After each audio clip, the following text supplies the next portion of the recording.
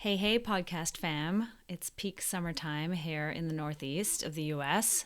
And for anyone living in the Northern Hemisphere, I hope you are enjoying the heat and the good times that summer brings. So, I wanted to bring on a guest today to talk about protein. There is so much confusion about what to eat. And of course, protein tends to lead the pack. How much protein should women be eating? What kinds of protein should we consume? Do our needs change throughout our life or when we're working out or training? There are so many questions that need answering. So, I'm talking about this with my guest, Mikki Williden. She's a registered nutritionist with multiple degrees in human nutrition and physical education and decades of experience working with a vast number of people with different health and performance goals. And when I say multiple degrees, we're talking bachelor's, master's, and a PhD. Anyway, I loved this conversation because Mikki really makes this stuff easy to understand for all of us, and her principles can be applied by anyone. By the way, if you are digging the podcast, I would love a rating on Apple Podcasts or Spotify if you have a moment. I know there are a lot of new listeners recently, and like I said, if you are into it, I would so appreciate a nice 5-star rating. Thanks so much and enjoy the episode. Hi, Mikki. Thank you so much for being here with me. Nicole, it's an absolute pleasure. Thanks for having me on. Absolutely. I am so thrilled to talk to you all about protein. Yes. Yeah, super sexy topic. But, as I was saying to you before we started recording, I've been following you and your podcast and your Instagram since earlier this year. And listening to your podcast particularly has been so informative. So I'm thrilled to just have you here to talk about all this information that people really need to know. I know. And, I feel so privileged to do what you do, Nicole, and be able to share this information because there is this, it's almost contradictory as to what you and I might understand as being healthy and what just the messages that are out there in terms of health, because they don't always sort of intersect and align. So the more that we have this opportunity to have these discussions, I feel that just the more awareness people have as to sort of think critically about what they hear is healthy and how that might actually impact their health. So yeah. Yes. Oh my gosh, I could not agree with you more. I feel like there is so much confusion and it's leading to um I think the feeling of just running around with your head cut off kind of thing. Like you just don't know what to do. And I see this all the time online. Women will say to me something along the lines of, oh, great. Well, I just tried this because I was hoping to solve this. And now you're saying that this isn't effective or whatever. And I'm like, no, I'm not saying that. There's so much nuance. And I think that we could totally get into that actually starting with protein and how confusing it is, right? Mm. Maybe we could, I think maybe we could even start with the fact that there is this really, it seems like an undercurrent, and now it seems more pronounced to me, this push towards eating a more plant-based diet in lieu of a diet that includes animal protein. And I think that that's made things even more challenging and confusing for regular people. I just saw Kim Kardashian promoting Beyond Burgers and Yes. talking about how those are healthier than meat. And I'm curious if what your thoughts are on how we got here, because we've really done a massive 180 shift. 100%, Nicole. And I think whilst we're not going to get into the politics of food necessarily in today's podcast, anyone who is interested hopefully will take the opportunity to have a look at Dinah Rogers' work, Sustainable Dish, in and around, the complex topic of meat, which I feel that it's so industry driven, right? If you look at who's at the helm of the plant-based sort of meat industry, it are people with really deep pockets, and it completely it ignores the fact that we are animals. We are biological animals living in what should be this natural world. Like we are designed to eat meat. And I know that that's quite confronting for people to hear. And a lot of people won't love that message because of that plant-based rhetoric that is kind of circulating and is certainly sort of permeating, if you like, now. But it's the industrial sort of feedlots that certainly don't do meat eaters or meat eating any favors.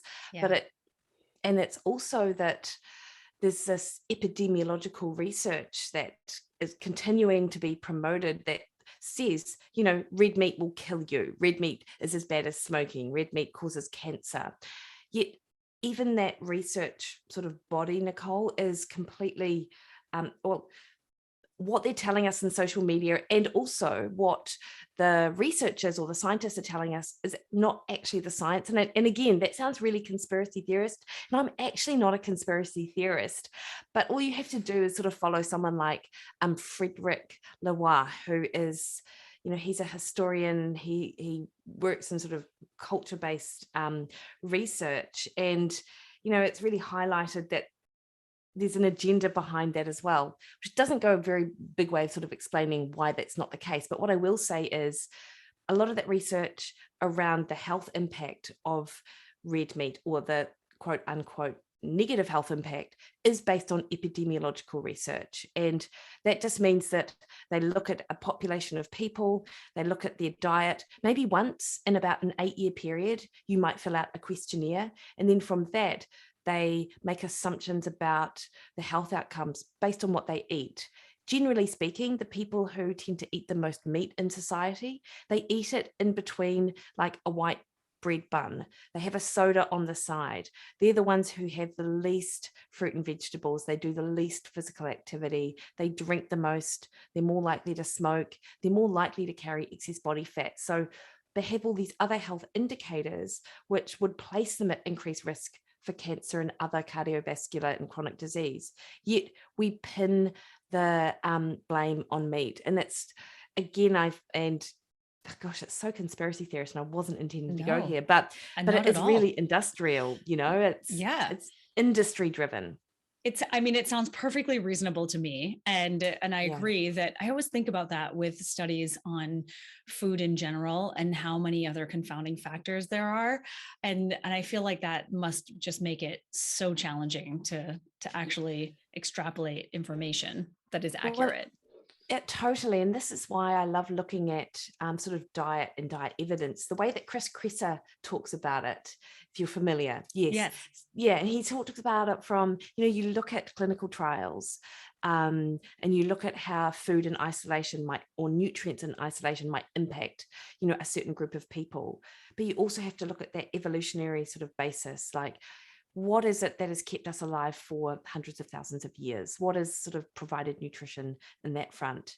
And then you also have to use your clinical research as well, and what you see in clinic. And so often I have particularly women, but not just women, come into my clinic who aren't necessarily vegetarian. They may eat meat, but their protein intakes are so low, their iron intake, their zinc intake, their B12, other essential nutrients are just low across the board, because they are the ones that listen to this low meat rhetoric and this plant-based rhetoric. And look, I'm certainly not suggesting that plant-based should be thrown out, and there are people who absolutely thrive on a plant-based diet. It's just so much more consideration has to be taken in order to have a well-formulated sort of plant-based diet. And it's been health washed. It's not as healthy as people think. And it's certainly not as healthy for the environment as people think either. Beyond meat and things like that are quite evidently not healthy for the environment. Anyway. Right. I mean, well, we won't get into all of it, but I think about the monocrops and the forest that's being cleared to grow all of these alternative ingredients, basically. Yes. And that's hugely problematic. And it seems constantly overlooked. Yeah, I totally agree. And when you sort of offer that sort of different perspective up on social media, you really are in for some sort of like dogfight. So well, yeah, I try not to do it. Yeah. Let's not even go there. I know, right? It's a little safer on the podcast. It's not like people can come Yeah. right at you. But I've had people who disagree with things I say on here, and then they come find me on Instagram and they attack me there. And I'm like, okay, great. Yeah. So, we'll see. We'll see how it all goes. But Yeah. I do really appreciate your perspective. And I just wish that we lived in a world where we could actually have these different perspectives and thought processes, and everybody could just respect it, and we could maybe have a dialogue or maybe not and move on. But Yeah. we're not quite there. No, and I think as well, like when I have these conversations, it's not my intent to change anyone's mind. I think what we're trying to do is just offer up that other perspective that interested people can then sort of be aware of a different viewpoint. And I think that's, awareness is the first stage sort of anything, really. Like if you had to sort of know what's going on in order to then make informed decisions. For sure. Absolutely. Yeah. And so with all of that said, why don't we talk about the basics on protein requirements? Like, what do you recommend for protein intake? And I know obviously that's nuanced, but I'm curious of sort of like the basics, and we should also talk about the recommended daily allowance as well. Yeah, fantastic. So I'll start with the RDA because it's, regardless of what country you're in, and so I'm in New Zealand, and we take our lead from the United States with regards to our recommendations, and not that different. And you'll look at what is sort of offered up as our requirement, and it's really low, Nicole. It's 0.8 grams per kilogram body weight per day, and I can't currently do the math on what that is in pounds, but you'll know that that's actually, it's super low. And with the RDAs, they've been derived to be minimum amounts with which we survive. Right. Yet, of course. You said, okay, so you said 0.8 grams per kilogram, which is basically 0.8 grams per 2.2 pounds. Essentially. Yeah. Right. Yes, exactly. Yeah. That's pretty low. It is really low. And then in sort of policy documents, they suggest that 46 grams of protein for a woman, and I think maybe 56 grams of sort of protein for a man is, what we're required to have. And then other food guidance systems like the dietary guidelines and sort of portions of food are sort of based around these numbers. Now, that is absolute survival, and it absolutely doesn't account for all of the roles that protein has in the body. And often what we do is we look at this from this muscle protein synthesis lens, which is how I also look at it, but it isn't even enough to help promote muscle protein synthesis or that maintenance of muscle mass. We don't really consider the role of protein in the immune system, neurotransmitter production, the production of other hormones, water balance regulation of appetite, blood sugar regulation, and all these different roles that protein has. And our understanding has really changed over the last maybe 30 years, yet the recommendations for protein haven't really kept up, in light possibly of the sort of original discussion that we were having around the sort of agenda and politics around meat. So if you are interested in this area and want to learn more, then, and you're a geek like I am, then you'll look at the work of sort of Professor Stu Phillips and Professor Don Lehman and Luke Van Loon, Dr. Robert Wolfe, who is different from Rob Wolfe of Paleo sort of Solution. Like, these are the sort of people who have done seminal research in protein, and all of them are complete advocates of at least doubling that RDA. So having at least 1.6 grams per kilogram body weight. But that changes due to conditions such as if you're wanting to lose weight, if you're wanting to gain weight, it changes a little bit, maybe not so much. The older we get, the more we need.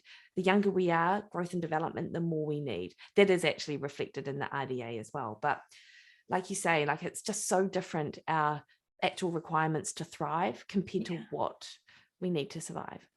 Yeah, no, it's incredible. And when we're talking about the RDA, was that designed during a world war or something like that, just to make sure that people understood that there was a minimum that they needed to get just to survive, like you said?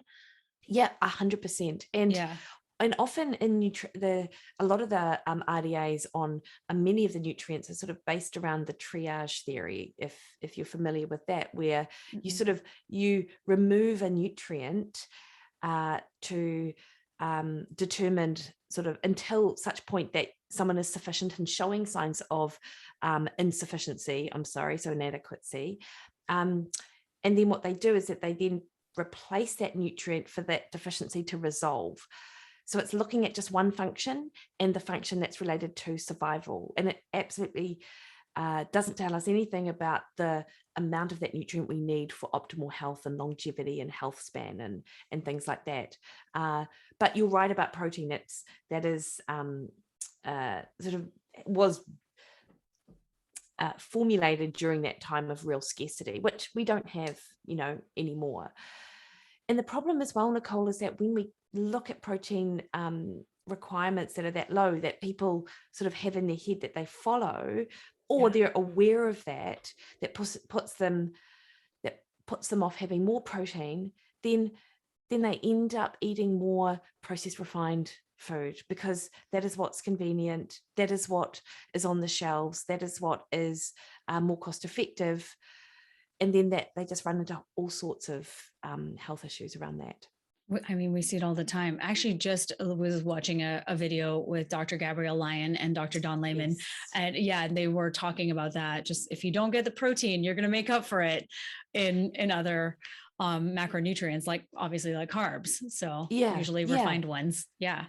And that's the thing. And it's so I get a lot of people coming to my clinic and they feel like they're eating healthy, and it's not necessarily unhealthy, but they're just with diet, it's always opportunity costs. Like if you're eating a lot of those carbohydrate processed refined foods, or then what is it that you're not eating? And you're not eating all of the sort of nutrient rich protein foods that contribute more to all of those minerals and vitamins that we need, because protein's such a good vehicle for iron and zinc and B12 and carnitine and creatine and those things.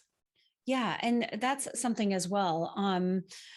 Do you feel like if someone comes to you, or if someone's listening and they have huge cravings for sugar or carbs at certain times of the day, and do you find that that's often because they're not getting enough of high quality protein in their diet? Yeah, absolutely, it is. And because if you think about how breakfast is sold to us, if we have breakfast, it's it's sugary cereal. It's sugary cereal, and even if it's not sugar cereal as such, it might be steel cut rolled oats, or a low sugar muesli. It's still, our body can still look at those types of food as sugar, because you don't have the fat and protein to buffer that blood sugar response. And so much of our sort of cravings are driven not because you're addicted to sugar, but because you've got this physiological change in your blood sugar. So you have these spikes and then these subsequent crashes as your body responds to that rise in blood sugar. And people are sort of move across the day chasing a stable blood sugar, but they're never able to sort of get it, because they're on the back foot from the get-go. Yeah, I know, it makes so much sense. I see this all the time and have experienced it myself. So right? Haven't we all? So I wanted to talk a little bit about the sources of protein again. I know we covered that a little bit, but can we talk about sort of the difference in quality of vegetable versus animal protein? Like what are we getting in the two that's different, I suppose? Yeah. So with animal protein, it's what we sort of determine a complete protein source, because it has all of the essential amino acids in that we need for health. Now, when the term essential is used in nutrition, it means that our body can't produce that nutrient and it must be provided for in the diet. And animal protein plus some plant proteins such as quinoa, soy, I believe buckwheat might also contain all of those 9 essential amino acids. Outside of that, though, we need to ensure a real variety of plant-based foods in order to attain all of those 9 essential amino acids, which again speaks to the fact that a plant-based diet can provide what you need, but you have to really be quite committed to ensuring you've got this variety of food. So that's one element, Nicole. But in addition to that, there is the digestibility of protein. So regardless of whether or not a plant protein has all of those 9 essential amino acids, which are only a few, our ability to digest and sort of extract those amino acids from those foods is somewhat limited, because we just don't digest them as well. So this means that we need more of those foods in order to meet our protein requirements. And my friend Julianne Taylor, she's got this really great graph, and you can find her on Instagram. She's an amazing power lifter at 62, and she's got such good information. But she's got this graph of how many calories you need to get 30 grams of digestible protein. So if you eat something like a 120 gram sort of beef steak, which might be the equivalent of, say, 4 ounces, you are going to sort of achieve that 30 grams of protein for relatively few calories. People are quite surprised at how low in calories, a lean steak actually is. People think it's, not, but it totally is. And you need to eat about 5 times the amount of quinoa to get that same sort of 30 grams of complete protein. So it's more difficult to sort of stick within a calorie budget and meet your protein requirements. And I know calories are things which people don't love talking about, and some people think calories don't matter, and they certainly don't have to matter, but they certainly can matter in a lot of instances. So yeah. And then what about the carbs too, right? Because then you have the carb overload as well, no? Yeah, this is the problem as well. And so many foods that are sold as, substantial sources of protein, such as legumes, quinoa is often offered up as this high protein food. Those types of those foods are, great sources of fiber, but they're rich sources of carbohydrates. So for someone who does have an omnivore diet, they're going to contribute to protein load, but they certainly shouldn't be a substantial amount of their protein. And again, as a vegetarian, if you're having a lot of legumes or quinoa, and you're struggling with a sort of body composition and carrying excess body fat, then you need to sort of make sure that you've got some sort of variety of actual lower carbohydrate protein food with which to get your protein from, because you do really sort of fight an uphill battle, particularly as we age. Yeah, no, I would completely agree with that. And that actually brings me to the next question I had for you about getting older, heading into perimenopause, and then ultimately menopause. And when I heard you talking with Dr. Don Layman and talking, I think it was you, or it might've been Dr. Gabrielle, I'm not sure, but you guys were talking about needing more protein as you get older because your bodies don't utilize it as efficiently as when you were younger. Yeah. And my mind was blown because, of course, in our society, we often hear about older people not wanting to eat as much food, right? They just lose their appetites. And I know that's certainly the case with older people in my life. They eat like birds. I'm always very concerned about that. Yeah. And so I would love to talk about that, because I think that's a huge problem.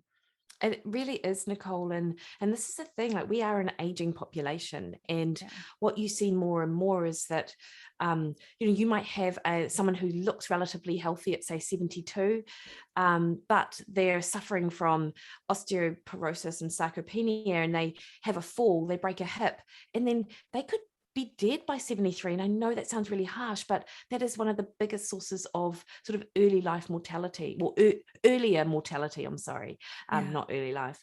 And so you mentioned our ability to sort of utilize protein is compromised as we age. And there is this thing known as anabolic resistance, which is exactly what you've just described. We need more protein in order for our muscles to sort of stimulate muscle protein synthesis, or for our bones to be able to utilize protein in bone turnover. And in part, this is that the sort of the message that our brain gets when we eat protein, that's system is sort of dimmed or turned down as we age. So where a 15-year-old could get away with, say, 15 grams of protein in a meal to stimulate maximal muscle protein synthesis, the research suggests that as we sort of head into that our sort of mid 40s, early 50s and beyond, that might be as great as 40 grams of protein. And that is an isolated protein source as well. So that's protein without any of the other sort of food matrix or a complete meal. So, some protein researchers suggest it might be even greater if we're thinking about mixed meal protein. Now, and just to reiterate, that isn't a 40-gram piece of meat. Like 40 Right. grams of protein is around potentially 150 grams of cooked sort of beef. So it's substantially more than, as you mentioned, what many sort of older people are achieving. But it isn't just when you're 70. It is, when you're our age, when you're in your 40s and you're headed into perimenopause, menopause, it certainly becomes more important to get what you need. Yeah, can we talk? Would you be able to talk about that a little bit, just about the loss of these hormones and then the potential blood sugar, insulin problems that happen? And so, what would you typically suggest for someone who is starting to experience all these symptoms, and maybe they need more protein in their diet? Yeah, it's a great question, because obviously a lot is going on and there may well be many areas with which you can make changes. But certainly one of the things I recommend for most people is to increase the protein load, because like I get a lot of women come to me and they're like, Mikki, like nothing's changed, but my body is changing. Like I've changed nothing, but my body is changing and these symptoms are changing. And that's often the problem, because as we lose the insulin sensitizing sort of impact of estrogen, and as progesterone sort of slowly declines, we gain more body fat around the middle. Our physique changes, we become softer, so we aren't able to accrue as much muscle mass. We're unable to sleep as well because you don't have that calming effect of progesterone. So, and this is another sort of reason why we become more insulin resistant as we age. And protein is not like the one thing that you need, but it certainly should be part of the sort of solution, because you can help stabilize blood sugar when you increase protein.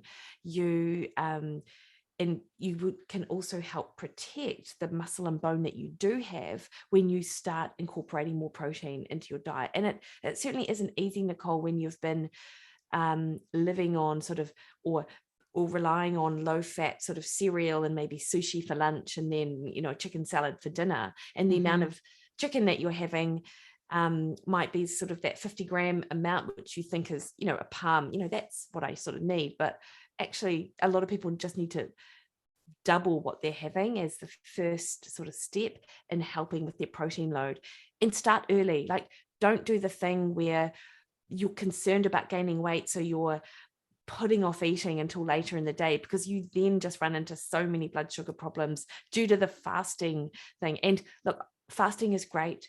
It can be such good, a really good therapeutic tool for a host of reasons, and it's really appropriate in some situations.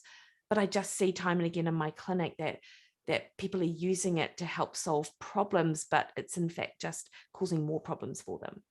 Oh, girl, let's go down that road. Yes. I mean, the fasting thing is so interesting, because from my understanding, so much of that research has been done on men. And so, of course, a lot of it might not be applicable to a female body or physiology. So I'm curious about that. You said that you find that there are more problems potentially than not. Can you talk a little bit about that? Because that and fasted training is also a big thing that, I come up against. Yeah, completely. And, like, obviously I'm talking about bones and muscles a lot. And what the research shows is that our usual pattern of how a lot of people that I think both of us must see sort of live their lives is we get up in the morning, we go out for a run, or we go do a spin, or we're in the gym, and then we delay eating until, maybe 10:30, 11. We might rush into the office, get called into a meeting, have a coffee, and then also almost think, bonus, I've got bonus calories now because I've managed to get this far without breakfast and I feel fine. But there is that low energy availability, and we often think about it in athletic circles, but it's absolutely applicable to just people generally trying to, be healthy and do the exercise and eat a moderate amount of food. But that low energy availability impacts negatively on bone, on hormone and muscle health. And even if you eat sufficient calories in a day, but if they're all geared towards the end of the day, then you're missing that vital time with which to provide nutrients to support our physiology. And in addition to that, that fasting might appear to save calories for some women, but they are just, you can eat a complete meal at lunch and dinner, but still not be satisfied. And then that's when that sort of, they have the big sugar craving and the chocolate craving, or they can't help but pour a large glass of wine thinking they need it to unwind, and because they're so stressed. But actually, if you ate breakfast, that would absolutely change the landscape of the day. And it's interesting because I've certainly changed my tune on this over the last few years. And I have this program that people come into, and it's a fat loss program, and it's geared towards a higher protein sort of approach. And people have to be convinced in the beginning to eat breakfast and eat high protein, but it takes only a couple of weeks for them to start noticing the benefits. And then with fasted training as well, like particularly if someone's in a calorie deficit, it's even more important to look after nutrition in and around training. So if it's a choice between, an eating window of say 10 hours, or, extending that to even a 14-hour eating window, which I know goes against the fasting protocols, but if it means that they're getting nutrition around their training, then that's the important thing. Because I feel like a lot of people think the main message around nutrition is that it's all about when we eat, and that's just actually not true. If you look at the body of evidence, it's quality in what we eat. Right. Oh yes, completely. And so when it comes to eating before training, so that's what you recommend. And and what typically, what would you recommend to someone who should be doing that? Yeah, great question. So I am someone who, as an endurance athlete, I recognize the benefit of being metabolically flexible and being able to tap into fat and carbohydrate. And so depending on the type of exercise, if I'm talking to an athlete, then it might even be protein. It might be like a protein sort of shake just with like almond milk or water.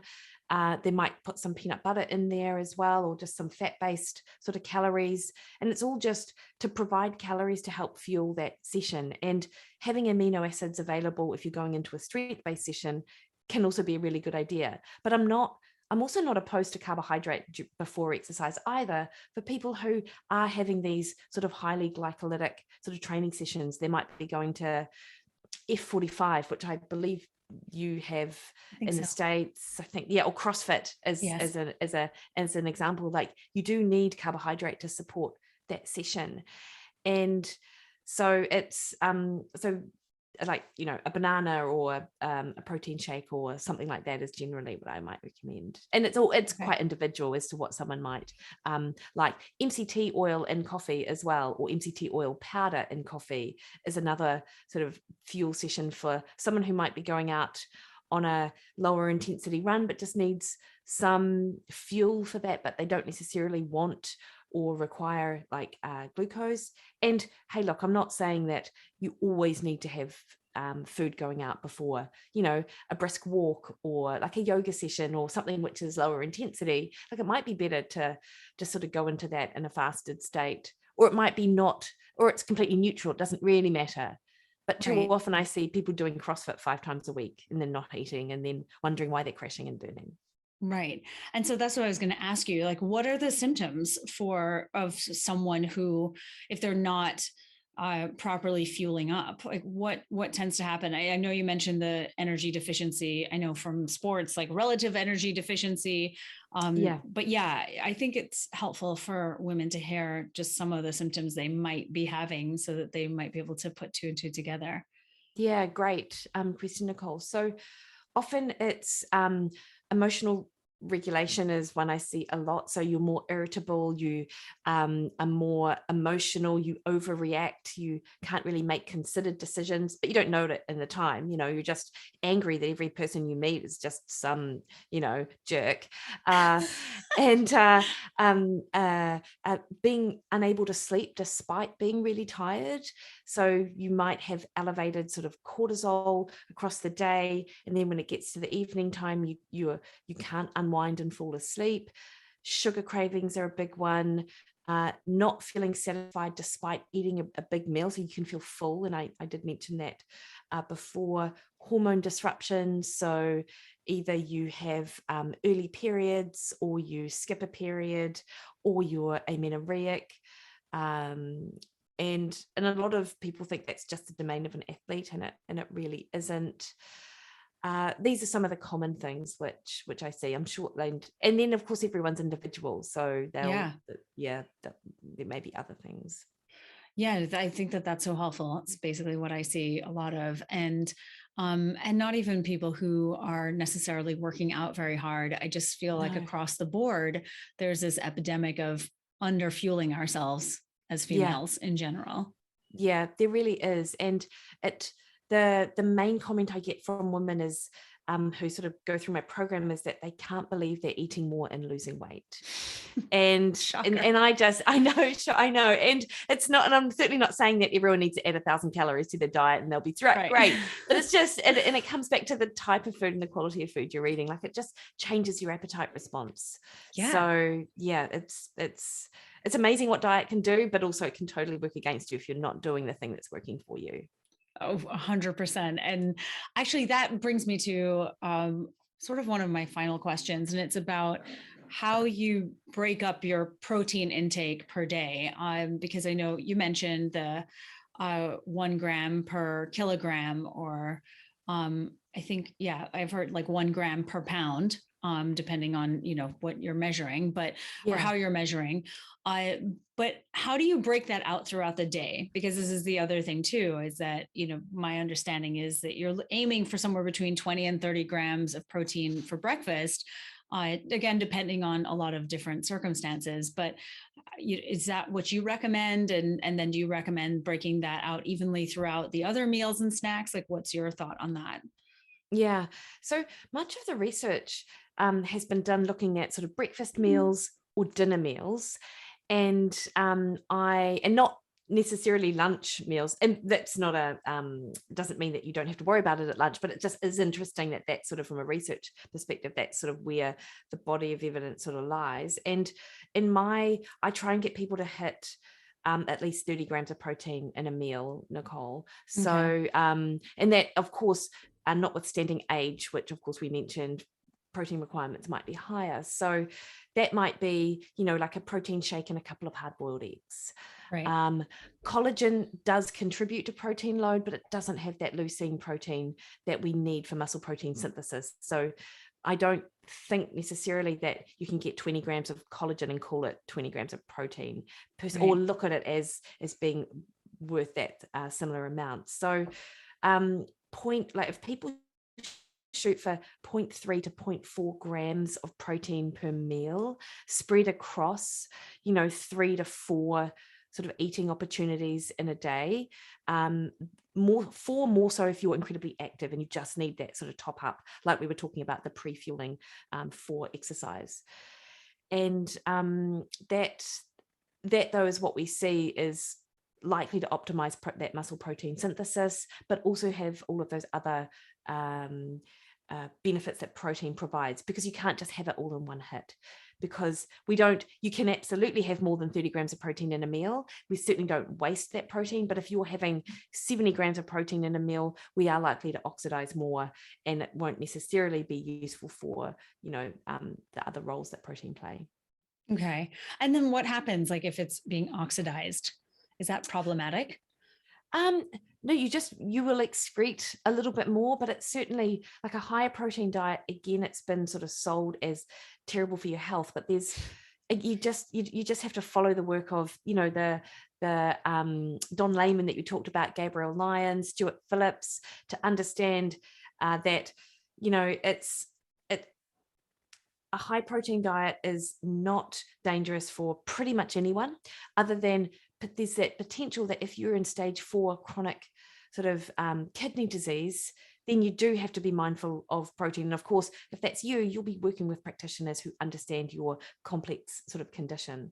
But protein, you can eat 50 grams of protein in a meal, and it's just not all of that is used for muscle protein synthesis. That's what does max out at like that 30 to 40 grams. But you've got all of those other roles that we discussed that protein is important for, that it's being sort of distributed and used for in the body.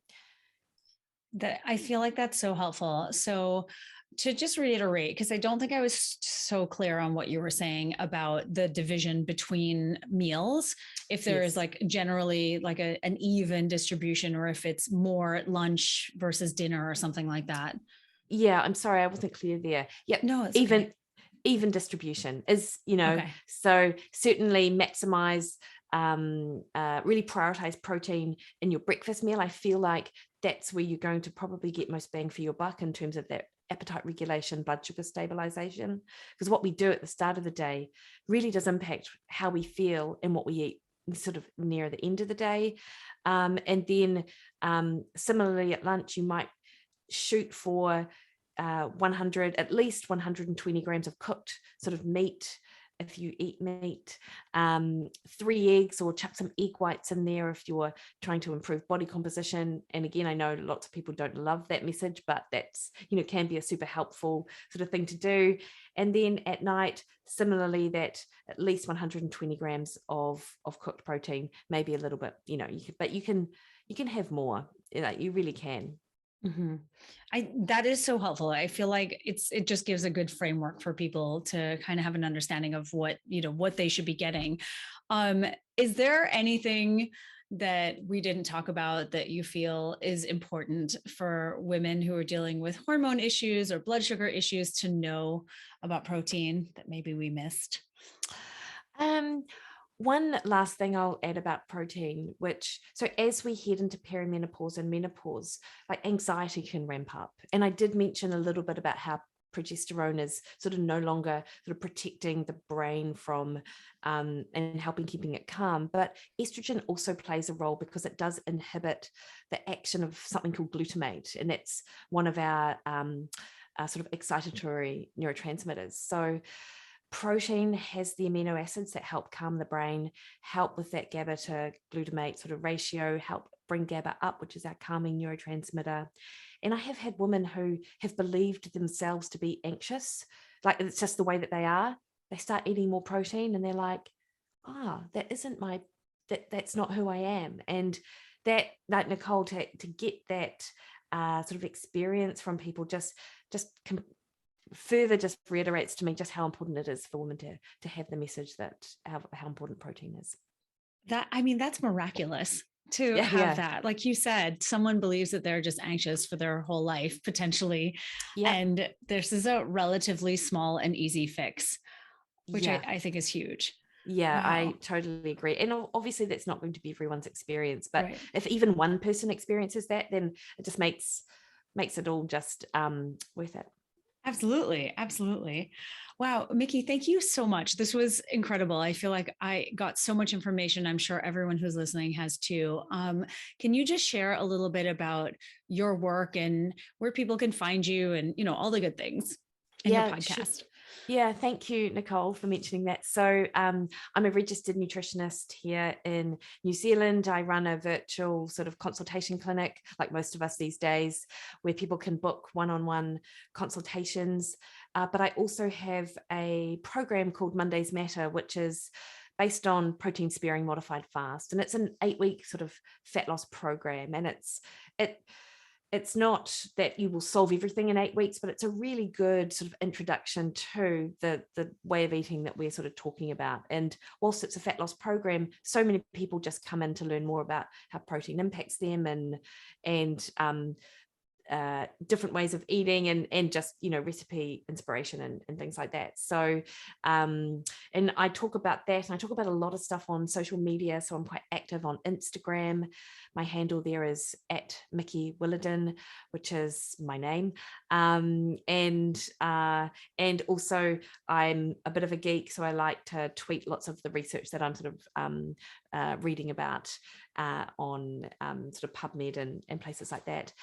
And then finally, I've got my podcast, Wikipedia, which is, as the name might sort of suggest, it's just this, I love talking about health and science and fitness and everything sort of related to that, those areas. And so I talk to experts in the field. These sort of long form conversations like this, Nicole, where we just get to sit down and have this great conversation.